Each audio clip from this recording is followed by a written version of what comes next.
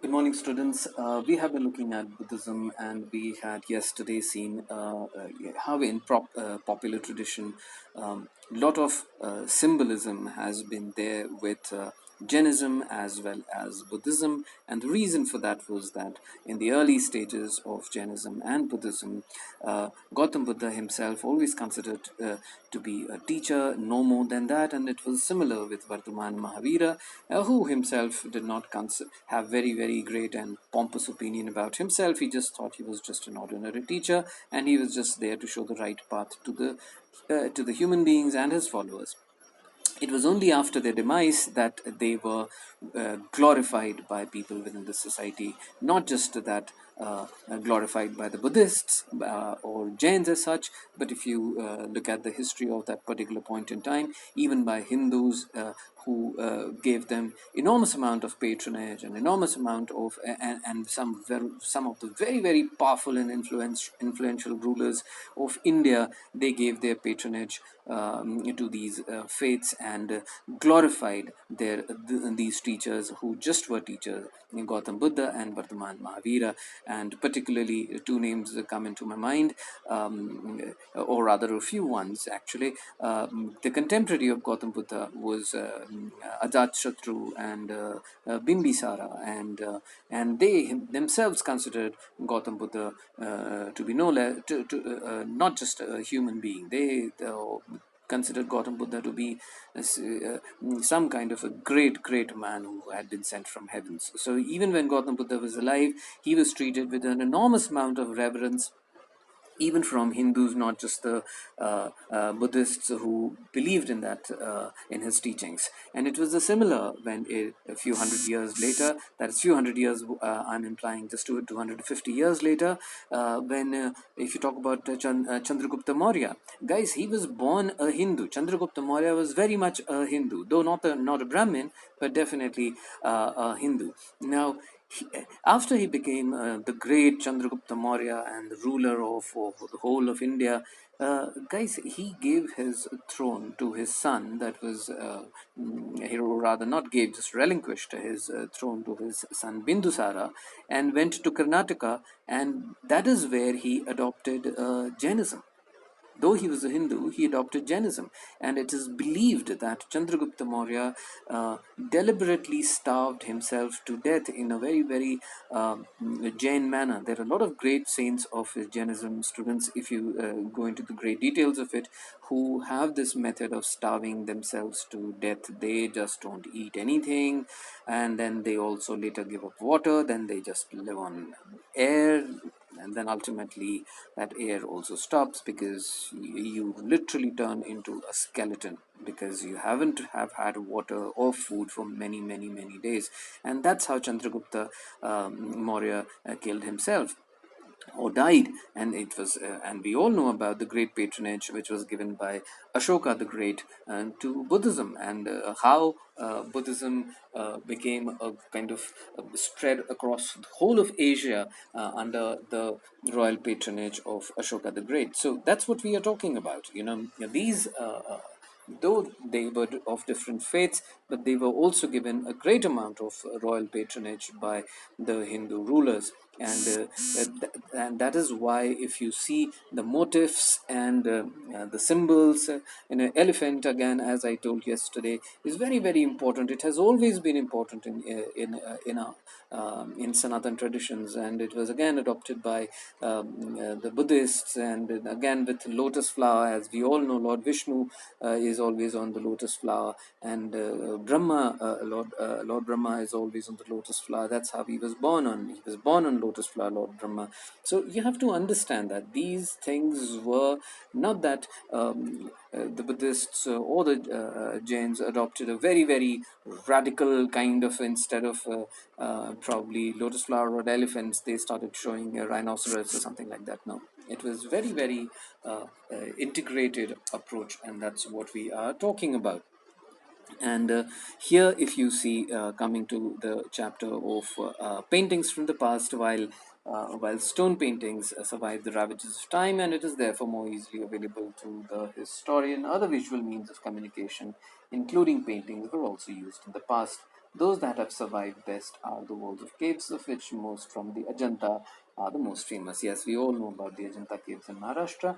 The paintings at Ajanta depict story from Jataks. These include descriptions of the country, life, possessions, men and women at work, and festivals, and guys, such kind. Now, another motive, let's go here. Yes, another motif is that of a woman surrounded by lotuses and elephants, which seem to be sprinkling water on her as if performing an abhisheka or consecration.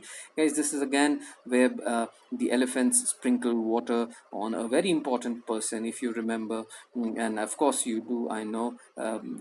You would, in a few months from now, you would have Diwali, and everywhere you would see goddess Lakshmi being represented by by elephants on both the sides, and they are sprinkling water on goddess Lakshmi, but not exactly water, because she happens to be the goddess of wealth. So naturally, they are kind of pouring the gold coins or precious metals, whatever they are. So it has always been there. So while some historians identify the figure as Maya, the mother of Buddha, others identify her with a popular goddess, Gajalakshmi, literally the goddess of good fortune, who is associated with elephants. Like it's goddess Lakshmi, guys. So it is also possible that devotees who saw these sculptures identified the figure with both Maya and Gajalakshmi.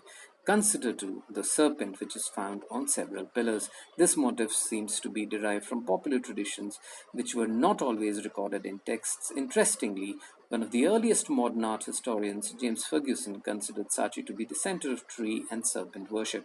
He was not familiar with the Buddhist literature, most of which has not yet been translated, and arrived at its conclusion by studying only the images on their own. So, guys, I do not need to really emphasize how important snakes and serpents have been in our culture and traditions, because that is something Lord Shiva has his serpents, and then if you Ramayana, Mahabharata, plenty and plenty of references have been made about the serpents and the snakes, and Nagpa Shastra, and there are too many. I can go on and on. The religious traditions, the development of Mahayana Buddhism. Guys, this is something which is interesting. By the first century, that is 100 years after the birth of Jesus Christ, there is evidence of changes in Buddhist ideas and practices. Early Buddhist teachings had given great importance to self-effort in achieving nibbana.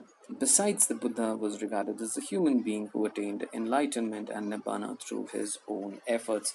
Students, this is something which needs to be. You can read the paragraph here, and go on about it. But there's something which needs to be. This is something which I said yesterday as well, and I said something similarly on the same count today as well. That in the early days, people like Gautam Buddha and Vardhaman Mahavira, they were considered to be great teachers. Very gifted teachers, great teachers, men of great spiritual value and great spiritual energy, but then they were nonetheless, they were always considered to be humans who had through their enormous amount of hard work and dedication and discipline and all of that combined together had achieved the level of greatness which is gifted by gods only probably to one in a million.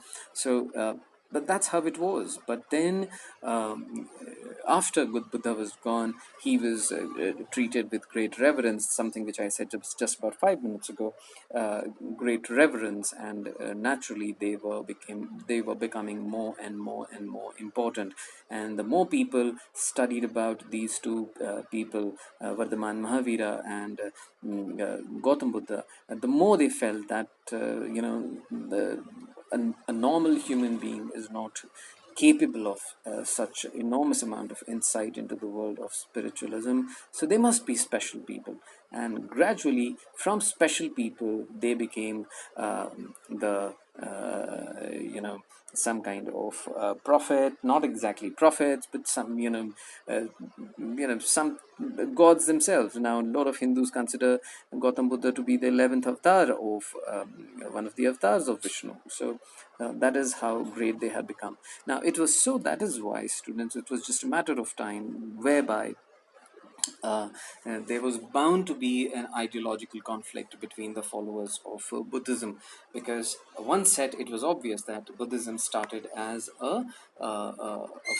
not exactly as a religious faith. It was just about teaching and the eightfold path of Buddha and the four noble truth and those kind of things. So it was mainly to do with teaching, showing you the path of righteousness.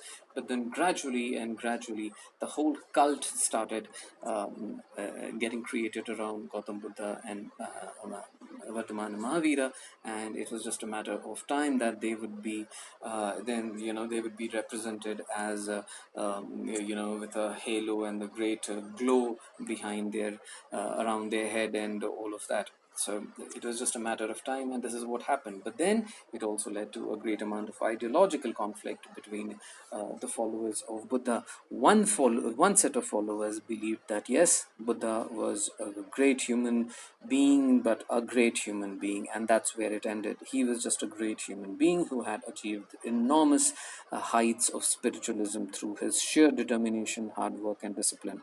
Okay, but then there was another set of Buddhist followers who felt that the kind of contribution and the kind of spiritual learning that Buddha was capable of, and the spiritual depth that Buddha had, it is not possible for normal human beings to achieve such levels of greatness, and that is why he must be someone who was sent by the heavens themselves, and that is why he must be not a normal human being who achieved greatness, but God himself. Okay, and the people who believed that Gautam Buddha was God himself, or at least an avatar of some kind, they were the ones who formed the Mahayana sect of Buddhism. Mahayana, that is the great circle and the great chakra of Buddhism. So whereby Gautam Buddha was capable of enormous and great miracles and great energy and spiritual energy, and those were the people who formed the Mahayana sect of Buddhism. But the Hinayana sect of followers were the ones who always believed that Gautam Buddha was just a great teacher, a man who achieved great spiritual greatness because of his sheer determination, hard work, and discipline. And but most of the Buddhists that you see around the planet today are the followers of Mahayana sect of Buddhism, people and the followers who believe that Buddha was something more than just a teacher. But the Hinayana sect of Buddhism, whereby the people just consider him to be just a normal human being who achieved those superlative greatness, those Buddhists are usually found in Sri Lanka today. Those Sri Lanka, the great number of Sinhalese are Buddhists, and they are the ones who are satisfied with the fact that yes, Buddha was just a normal human being who achieved a greatness. But then, if you look at the Buddhists who are in Thailand or Burma or Indonesia or Korea, Japan, China, for them, Buddha was, or Cambodia, or Laos, or Vietnam, for them, Buddha was someone who was far more special than just a normal human being. Thank you.